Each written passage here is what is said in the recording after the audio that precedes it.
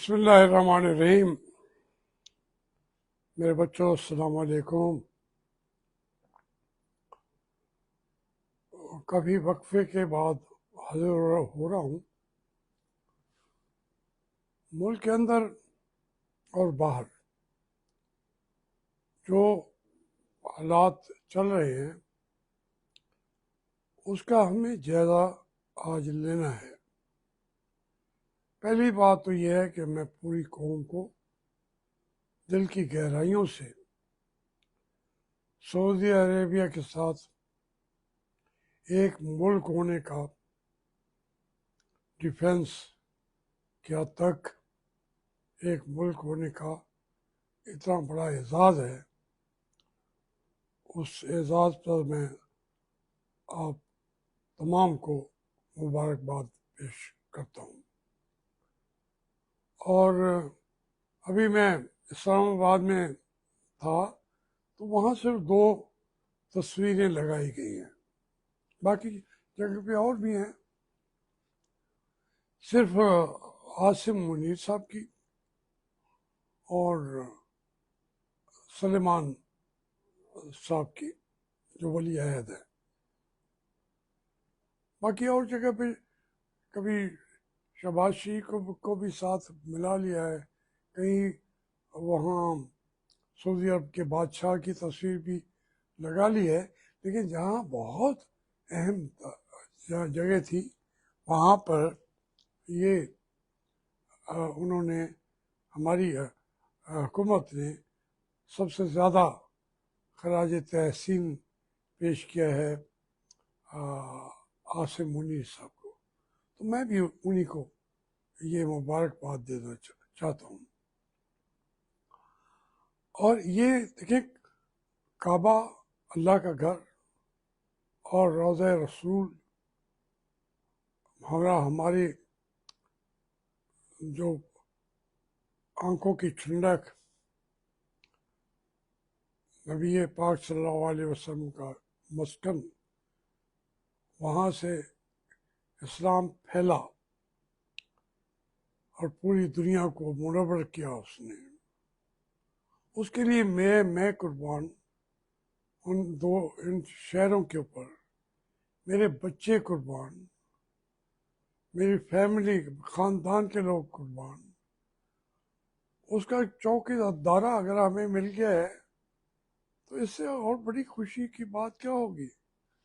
ना भी मिलता तो हम कश्मीर के लिए जान देने को तैयार हैं, हम फ़लस्तीन के लिए जान देने को तैयार हैं। और ये तो हमारा ईमान का मरकज़ जो है, हमारी मोहब्बतों का सबसे बड़ा वो जो दुनिया है, जिसको हम हिजाज कहते रहे अब तक, अब वो सऊदी अरब के अंदर मदगम हो गया है। जहाँ भी करे, लेकिन मक्का और मदीना की चौकीदारी का फरीज़ा मिल जाने पे फिर मैं एक दफ़ा पूरी कौम को सलाम अक़ीदत पेश करता हूँ। अब हमारे यहाँ ये है कि हम जो चीज़ हमें मिल रही हो, हम उसके बारे में बात करेंगे अगर कि भैया मुझे समझाओ तो सही। हम ये वो कहते हैं ये कैसी कौम है, क्या समझाएं तुम्हें, हमें सऊदी अरब का पासदारी का मौका मिल गया है। भाई ठीक है, लेकिन हम जैसे जो कुंद ज़हन है उनको समझा दो, समझाने में तो कोई हर्ज नहीं है। अब क्योंकि सारी बातें बहुत सारी हो रही हैं पूरी दुनिया में, इस पर डिस्कशन अभी जारी है। पूरी दुनिया को पहले तो समझ ही नहीं आई, क्योंकि ये ऐसा बड़ा वाक़या हो गया है। अल्लाह का अपना करम करे। और फिर हमारे दोस्त अहबाब कह रहे हैं कि और ममालिक भी इस नेटो, इस्लामिक नेटो में शामिल होने को तैयार हैं। मैं इसके ऊपर फौरन लोगों ने कहा कि यार ये अमेरिका को पता भी नहीं होगा। तो वो बात सामने निकल के आ गई कि जो खालिद हैं सलमान के भाई, वो एक दिन पहले जाके मिले हैं। अमेरिका का जो इन एरियाज का इंचार्ज है, जो वो हुकाम है वाशिंगटन में बैठे हुए, और उनको सारी चीज़ें डिस्कस करके फिर उन्होंने इनको बुलाया है, और 7 जहाज़ों की सलामी भी मिल गई है और वो दस्तखत भी हो गए। अब उनके अज़ाइम क्या हैं?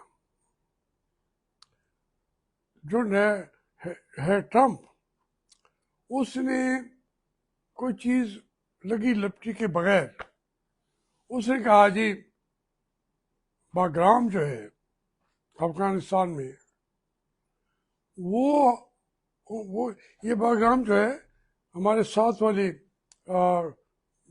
उसके साथ है, और ये अमेरिकनों का एक शहर था।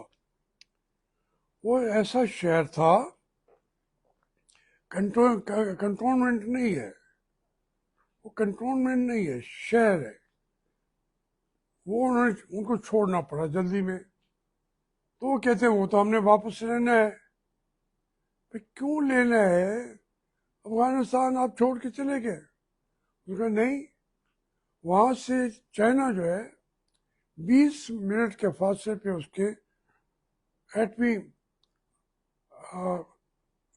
अड्डे हैं, तो वो तो चाइना के कंट्रोल में रहेगा। हमने अपना शहर वापस लेना है। अब वो जब ये बातें कर रहे हैं, इससे पहले ये बातें हो रही थी कि बन्नू और हमारे तमाम इन इलाकों से ये इलाके खाली करा रहे हैं हम अमेरिका के लिए। मैं तो थोड़ा सा लिखी लपटी बात नहीं कहूँगा, थोड़ा हार्श के हो रहा हूँ। एक एक दिन में हमने उनके 200 बंदा, 150, अपने पाकिस्तानियों को हम मारे हैं। किसके लिए? डोनाल्ड ट्रंप के उस ऐलान के बाद जवाब तो दें।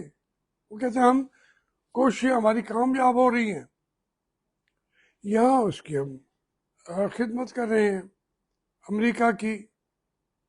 सऊदी अरब से हम वो मुआहदे कर रहे हैं, और अमेरिका जो है वो इसराइल से बात किए बगैर उसने हमें सऊदी अरब से दिफाई मुआहदा करने का रास्ता दे दिया है। तमाम चीज़ों को सोचिए जज्बात की दुनिया के बजाय, ताकि जो हो सकता है हमारी जो ये खदशात है ये बेबुनियाद हों ये, लेकिन उसको सोचिए सही। अब जो सऊदी अरब के ताल्लुकात कभी भी ख़राब हो सकते हैं, ईरान के साथ हो सकते हैं। ईरान हमारा हमसाया है, अफगानिस्तान हमारा हमसाया है। उनको बरह रास्त अपने साथ मिलाने की कोशिश तो होनी चाहिए। हमने पूरी कौम को, अफगानों को अपना दुश्मन बना लिया है। वो इतने दुश्मन है कि इंडिया अगर क्रिकेट हमसे जीत जाता है तो वो खुशी मनाते हैं। बांग्लादेश उनको शिकस्त देता है और खुशी मनाता है कि तुमने हमारे भाई, हमारे मुल्क जो कभी पाकिस्तान था, उसको आपने इंडिया से शिकस्त दे के खुशियाँ मनाई हैं। तुम्हारी खुशियाँ तो हम कम कर देते हैं। अब इतनी ज़्यादा जो एरिया जिसके लिए हम जंगें लड़ी अमेरिका के कहने पर, दुनिया कहती रही कि ये जंग तुम्हारी नहीं है, ये तालिबान, ये फलाना, ये पूरा एक यहाँ पे 40 साल पूरी जंग लड़ी गई है। वहाँ के जो है पाकिस्तान पूरी धरती पे बम चले हैं, लोग मरे हैं, माइग्रेशन हुई हैं, 25-30 साल या 25-30 लाख के करीब लोग इधर से उधर अफगानिस्तान से आए और गए हैं। इसके बावजूद आज हमें वो गाली समझता है अफगानिस्तान। उसकी जिम्मेदार कौन है? जो इस मुल्क के अंदर क़यादत रही है, जो हाकिम रहे हैं, और हाकिम सिर्फ फौजी नहीं हैं, जनरल रहे हैं। कभी उस जनरल का नाम अयूब खान होता है, कभी उसका नाम आसिम मुनीर होता है, कभी उसका नाम परवेज मुशर्रफ होता है, तो ये कभी उसका नाम याह्या खान होता है। अब तो हमारी जर्नैल बेचारे शहीद हो रहे हैं। सारी दुनिया में देखे तो सही, किस फौज ने अपने लोगों से ही अपने जर्नैलों को मरवाया है। बलूचिस्तान की जो सूरत हाल है, तो इसमें हमें ईरान को भी हर तरीके से साथ लेके इस नेटो का, जिसको आप कह रहे हैं, ईरान को भी उसका मेंबर बनाए। यूएई तो है ही सऊदी अरब का पीछे चलने वाला, उसको बनाए, कतर को बनाए, मिस्र को बनाए, तुर्की को बनाए। तो ये पूरा इस्लामिक समिट के नाम से ये कहा गया है कि ये इस्लामी नेटो है। सिर्फ 10 दिन ये बातें चलती रही। आज कहते हैं नहीं, सऊदी और पाकिस्तान का वो है इस्लामिक नेटो। पूरी कौमों मुल्कों को आपने अलग हो के कर दिया है। ठीक है, हम तो उसके लिए हाजिर हैं, हम तनकीद भी नहीं करते। हम आपको आपके सर पे जाके कुल्ला भी सजा देंगे, लेकिन कुछ थोड़ा सा रुक जाओ, ट्रंप की बातें सुनो। और इधर आपकी जैसे भी आप करेंगे, अपने मुल्क की अवलियत सालमियत वो पहली चीज होनी चाहिए। उसका नज़रअंदाज करके तो कुल्ला सर पे उठा के आप लीडर बन गए। तो इसलिए ये आसिम मुनीर साहब, ये बड़ी अफसोस की बात है जो पाकिस्तान के साथ आप करें। बाकी ये मैंने तो कहा है कि मियाँ साहब जाके बैठे हुए मियाँ नवाज शरीफ, वो कहता है आओ, मुझसे पूछते भी नहीं हो। और शहबाज शरीफ नहीं पहुंचा हुआ, 4 दिन बैठा है वो बरतानिया के अंदर। किस लिए? क्योंकि अपना घर है। सबके घर तो वहां हो गए यार। हम जो बेघर लोग हैं, जो सैलाबों में डूब रहे हैं, जिनको पूछने वाला ही नहीं है, कि उनकी खबर भी ले लो। पंजाब है, सिंध है, बलूचिस्तान में भी, और सबसे पहले तो बुनेर में ये तबाही आई थी। आपका टारगेट इससे हटके है। आपका टारगेट है इमरान खान, जो उसके साथी हैं, जो खड़े हो गए हैं। वो खा यास्मीन राशिद हो, खा शाह महमूद हो, या हमारे महमूद और रशीद साहब हों, चौधरी साहब को भी आपने अंदर किया हुआ है। सेनेटर थे बैठे हुए, उनकी कुर्सी खींच के उनके नीचे से चौधरी राना सनाउल्लाह को बिठा दिया है। ये तो बंदर भी लगता है उसकी कुर्सी पे बैठ के। और शर्म कर यार, राना सनाउल्लाह, शर्म तो है ही नहीं तुम में। तुम्हें किसकी कुर्सी पे बैठे हो? और मैं इधर उधर की मैं करता रहूँगा, लेकिन इस मुल्क के अंदर जो है कोई सोचा ही नहीं जा रहा। इस मुल्क को मुल्क कोई रखने को तैयार भी नहीं है।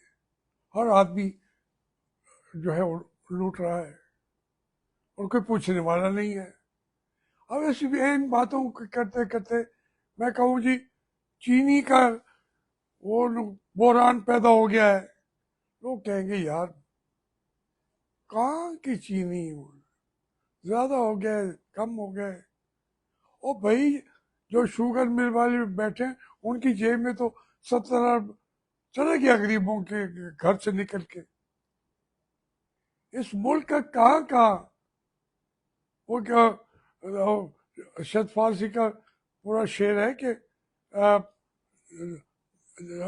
जिस्म हमा पता नहीं क्या जख्म शुद्ध पंबा कुजा कुजा हिम, कि सारा जिस्म तो मेरा जख्म बन गया है। मैं उसके ऊपर कहाँ मैं पट्टी बांधूं, कहाँ मैं पंबा रखूं, कहाँ कपास रखूं। सारा जिस्म ही जो है वो जख्म बन चुका है।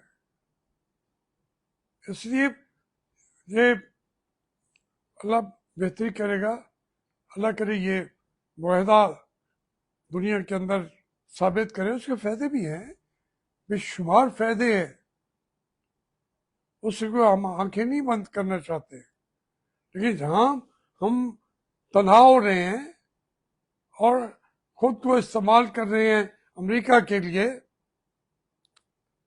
उस बाग्राम का जिक्र भी ना करें हम, वो तो करते रहेंगे। मेहरबानी।